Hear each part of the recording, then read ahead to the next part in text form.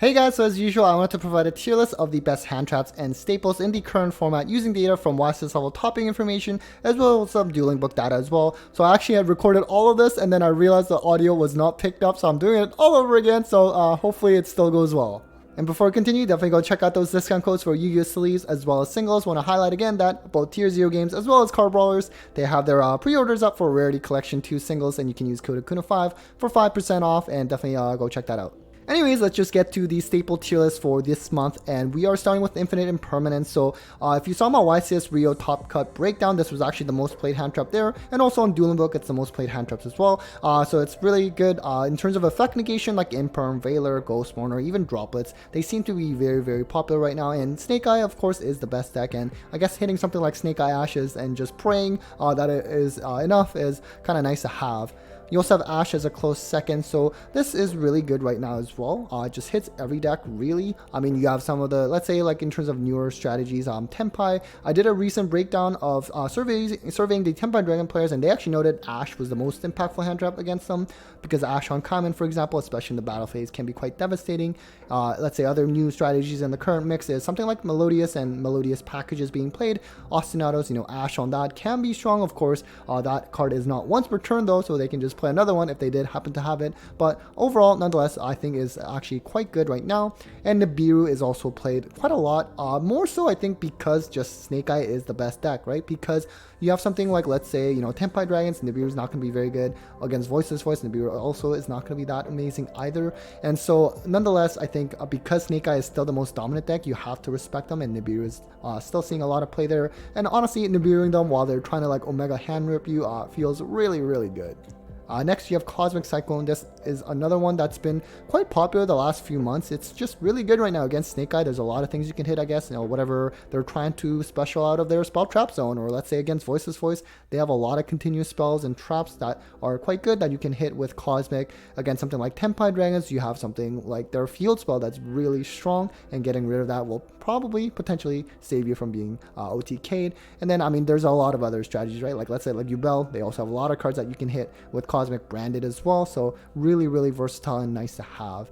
You have Veiler, as I mentioned earlier, with Imperm. These effect negation cards pretty popular. Of course, Veiler being only be able to use in main phase is actually quite significant now, because Tenpai Dragons, they tend to do all their stuff in battle phase, but nonetheless, it looks like it's still seeing a lot of play, again, presumably because of Snake Eyes. So next we have Ghost Ogre. This one's always interesting to see whenever it sees a lot of play, because in the few years that I've been covering these kind of breakdowns, you don't see Ghost Ogre see that much play often, and not for very long either. For example, during when Adventure Token package first came out, that's where we saw a lot of play of Ghost Ogre. Nowadays, I think it's mainly because Tenpai Dragons have become quite popular, and being able to hit their field spell can be pretty significant. At the same time, if you watch my survey breakdown video of Tenpai players, they actually noted Ghost Ogre, if they don't have to use that field spell search effect, then they just can be safe from Ogre, and they can still have that protection from that field spell. So Ghost Ogre, not necessarily a guaranteed win thing against Tenpai, but still can be pretty good against a lot of different matchups right now as well.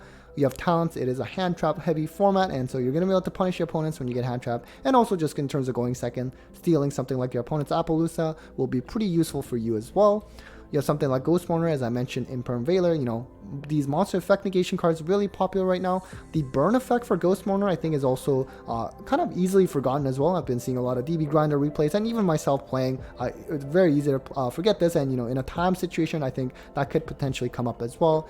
Bestials in general, still seeing a decent amount of play. So now keep in mind, Dragon Link has kind of disappeared from the meta now, right? Like, even at a regional level event, I think I've only seen maybe like one Dragon Link top post new ban list. So these bestial numbers are no longer inflated by Dragon Link making top cut or anything. People are actually still just siding them, because let's say, for example, you have something like with Snake Eye, like if they're trying to bring back the IP from the graveyard into the spell trap zone, Bestials can come up there. You have something like Voiceless Voice, Bestials really strong there. And for Tenpai Dragons, obviously against Tenpai, Bestials aren't going to be very good, but for the Tenpai players themselves, they can play Magma, especially because it can just search the Dragon for when their turn comes around. Really useful. Similar lines of what I take actually when I'm playing Branded as well. And speaking of Branded, while tier 2, I think it is a strategy they still respect because of the gimmick lock is so powerful, and Bestials can really cook them hard as well.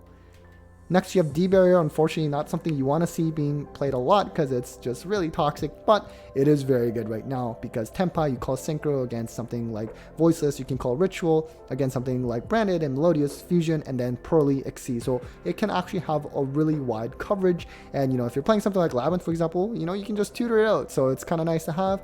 Otherwise, there people are kind of playing multiples of, because Thrust isn't seeing as much play nowadays, at least even let's say compared to a few months ago or even a year ago, where it was seeing a huge amount of play. So nonetheless, still really strong, and also especially into Infinite Forbidden format where NAWCQ, presumably the set will be legal for that, so something to watch out for.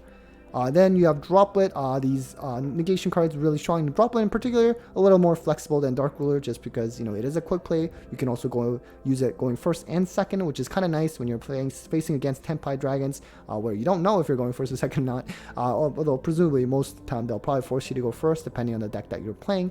And then also, speaking of Tenpai, actually, Droplet, it can be used in the damage step, which is kind of nice because Tenpai Dragons, they have a lot of effects that can trigger during the damage step, which a lot of different cards can't really interact during that step.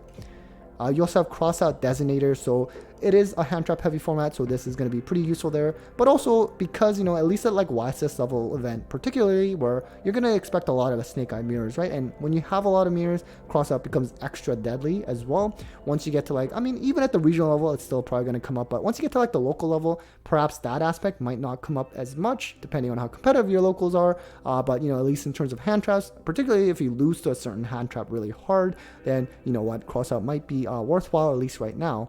You also have Ghost Bell. I mean, it's still pretty solid. The Tenpai Dragon players were mentioning about how, whatever interrupts with the grave, in terms of the Bident summon, for example, Ghost Bell can at least stop that. And I think it can hit a lot of different decks in some aspects. Some high impact, some low impact. But if you have a lot of non-engine space anyways, perhaps something to explore.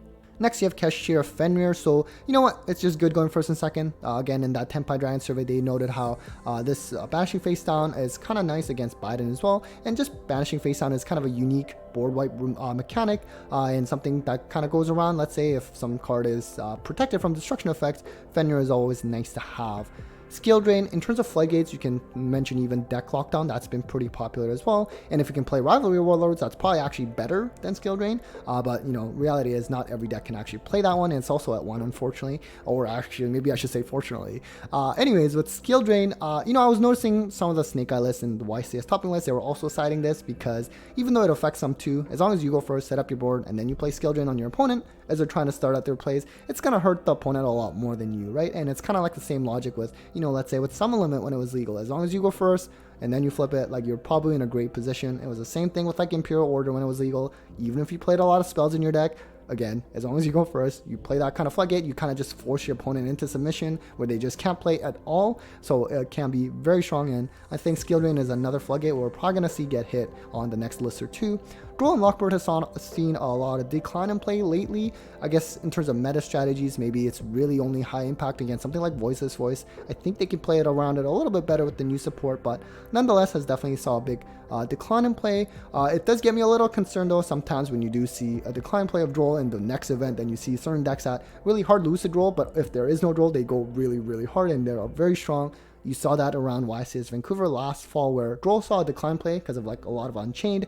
And then you had some Vanadium start popping up again. And then, actually Dark World topped the YCS Rio. And the most recent French Nationals this weekend, it also topped that as well. Those are kind of decks where Droll can be very useful and really scary if you don't have it. Next, you have Dimension Shifter. So this is a card that even Tenpai Dragons can play now. Same thing with Centurion because of their new synchro that can place into the spell trap from the banish pile. So Shifter can be strong. Obviously, if a lot of decks play Shifter, it's not going to be as good. But because Snake Eye is the best deck, Shifter is going to be really useful if your deck can play it. Call by the Grave, nothing really to say there. Feather Duster, kind of interesting how far it's fallen compared to before, where it's usually a given that it's one of the best staples that you should be playing. Nowadays, I don't know, perhaps it's a mixture of, let's say with in terms of stun decks, usually they're runic stun if they are playing that variant, and Hugin can protect against that kind of destruction. You have also kind of lingering traps right now that are pretty popular, like D-Barrier. There's also something like Daruma Cannon, Different Dimension Ground. Those are kind of cards as well. So Feather Duster might not really solve the issue Change of Heart has been pretty popular in terms of board breaking lately. Taking away the opponent's Appaloosa for your own benefit is nice, and even something like Dispatter has come up a lot in terms of the players mentioning in their profiles, because they can just use that to revive something that is useful for them as well. Lightning Storm, kind of similar lines of Feather Duster, but I guess perhaps, especially for Tenpai players, because they are a going second deck, maybe a little bit more useful, because it can also hit monsters as well, so it's kind of nice to have that flexibility. You have Evenly Matched. This is something that I actually think is quite good, except obviously for one hand, Tenpai players are obviously not going to play this because it just sacrifices their battle phase, which kind of defeats the point of a going second OTK deck. If you can play Evenly, I think it can be pretty devastating, even into like Snake Eye boards. It's just that you do have to prevent them from being able to clap back, because that's what they're known for, with what seems to be very little resources left, and they're just able to come back really strong. So as long as you can kind of set up something of your own to protect that, I think Evenly is actually quite strong to have. Lastly, you have Thrust. I kind of mentioned this at the beginning of the video. I'm not seeing as much play nowadays compared to, a few months ago, and especially not compared to a year ago when it was very popular and everyone's setting D-Barrier or whatever virus cards. But nonetheless, I think it's probably going to ebb and flow, but I do think that it is quite strong if your deck has some other, normal spell that it just happens to be really good for anyways, and really depends on the deck. Dark Ruler, not as flexible as Forbidden Droplet, but I think it also has a place in the meta too. You have something like, let's say with Melodious, like one Ostinato can get you so much, and just having something like Dark Ruler can be an easy board wipe for that. Not being able to deal damage, kind of a hindrance, but really, if it allows you to break your opponent's board, why not? And lastly, we have Super Poly. This is something that's definitely declined in popularity. For example, even in branded decks where it was a given they would main deck it, a lot of them actually gave up playing Super Poly because, for one, it makes the extra deck tight anyways, but other than that, they've been playing like Droplets, Book of Eclipse instead. I think against Tenpai it's great, but against something like Snake Eye, it's really not good. And against Voiceless Voice, I never felt that was that amazing either, just because, you have to kind of work around not getting rid of their ritual monster, because otherwise their Spell Engrave will just shoot out another one anyways, and you just kind of hand loop yourself. So I think in terms of like as a side deck package, it's not as popular lately. If your extra deck is really flexible, maybe it's still something you could consider, especially depending on your matchup with like Tenpai Dragons. Can be really good against them, but kind of hit or miss right now. Anyways, guys, that was it for the staple tier list for this month. Hopefully that was helpful in terms of helping you build your main and side deck for whatever event that you may have coming up. A big thanks to all of you for watching. A huge thanks to my patrons and sponsors as always for the continued support, and well, take care, guys.